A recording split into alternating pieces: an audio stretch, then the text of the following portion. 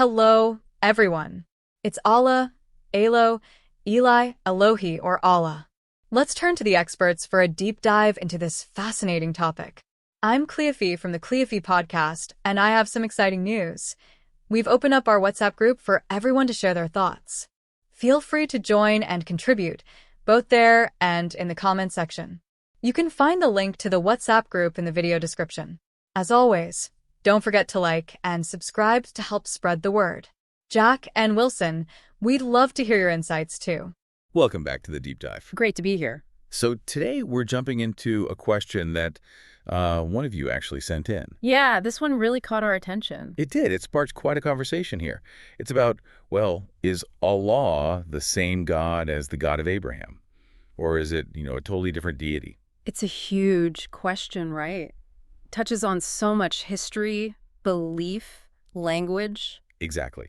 So our mission today, let's say, is to kind of unpack the history of the word Allah itself, linguistically, historically. Following the thread, so to speak. Yeah, trace its lineage, see how it connects or doesn't to the God of Abraham based on what language tells us. We're going on a bit of a journey through some old texts, some translations.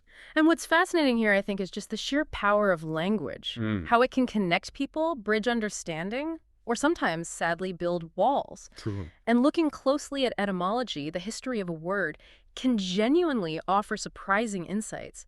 It can challenge assumptions we didn't even know we had. So we're aiming for, well, a scholarly dive, but hopefully really accessible, something that might just shift perspectives a bit.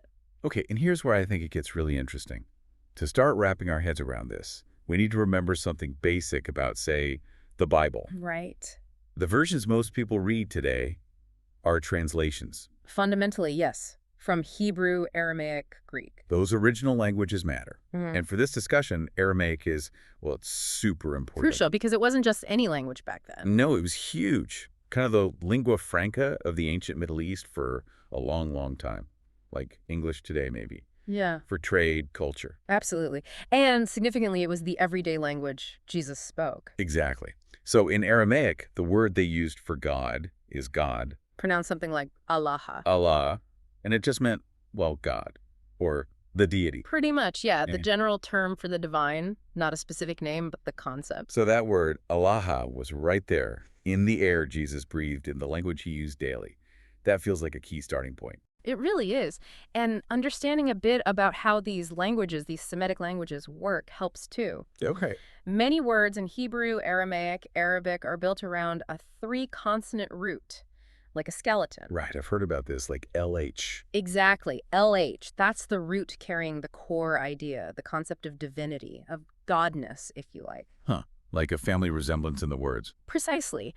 Think of it like, I don't know, write, wrote, written in English.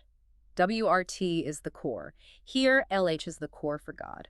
The vowels and other bits change around it for grammar or slight nuances, but that root is constant. Okay, got it. So Allah here in Aramaic comes from that LH root. Correct. So knowing that Aramaic context and this shared Semitic root, let's listen to the sounds, because this is where the connection to Allah starts to become, well, pretty clear. It's quite striking phonetically. When you have Aramaic Allah, you hear that L and that H sound, right? Clearly. Then apparently in Eastern Aramaic dialects, it sounded more like Allah. Yeah, maybe a slight softening, but still very close. Allah.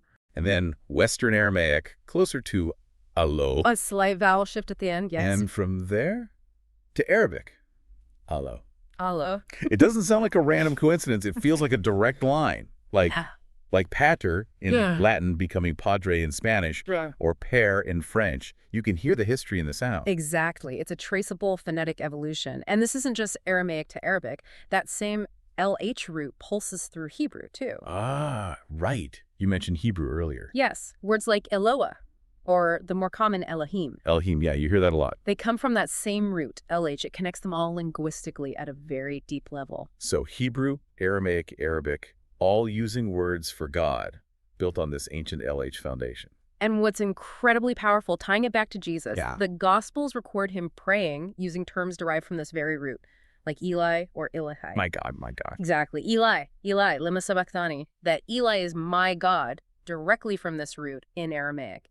It shows the concept, the word, was intimately part of his own religious vocabulary. Wow. So that connection It's not just academic, it's right there in his own words. It provides a really strong, unbroken thread.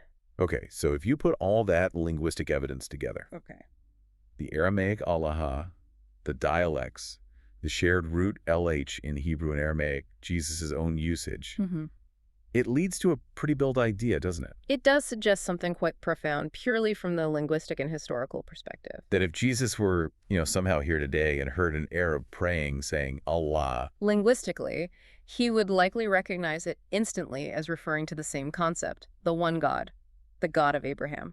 Because it's essentially a continuation of the same word stream he was familiar with. That's the implication of the linguistic lineage, yes. Yeah. Now, obviously, the theological interpretations and practices around that name have evolved differently in Christianity and Islam over centuries. That's a separate, important discussion. Sure. Theology develops.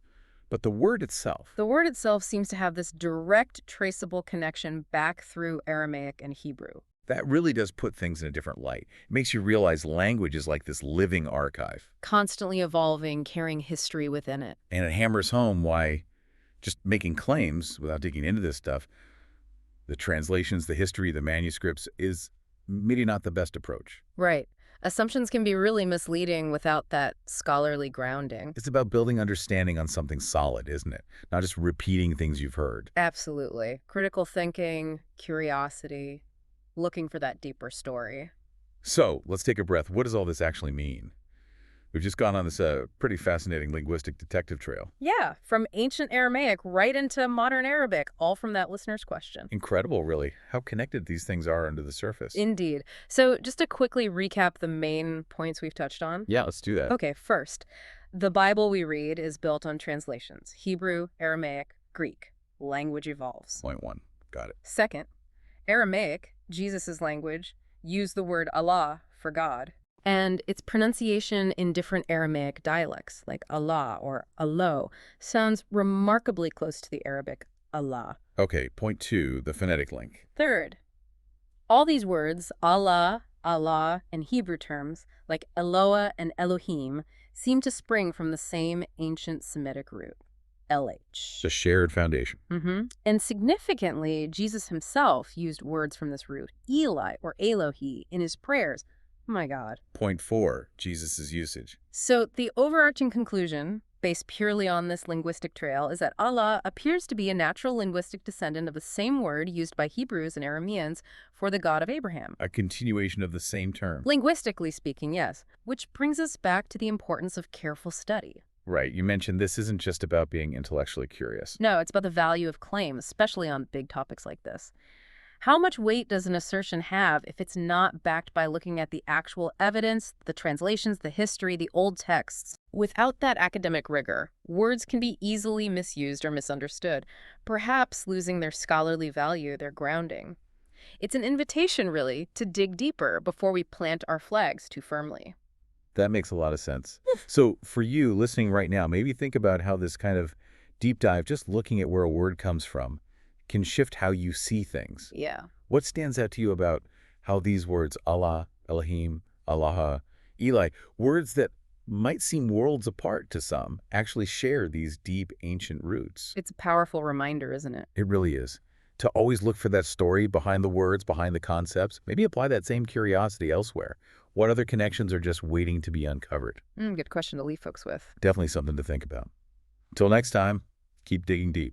Thank you for joining us for today's podcast. I hope you've gained some valuable insights.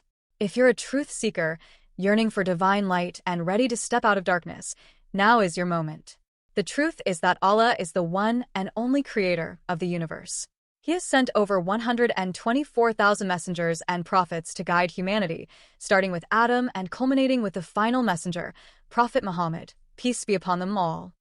If you resonate with this message, you might be ready to embrace Islam. Simply recite the Shahada, the Islamic declaration of faith. For further support, feel free to join our WhatsApp group. You can send us a private message there. The link is in the video description. Don't wait until it's too late.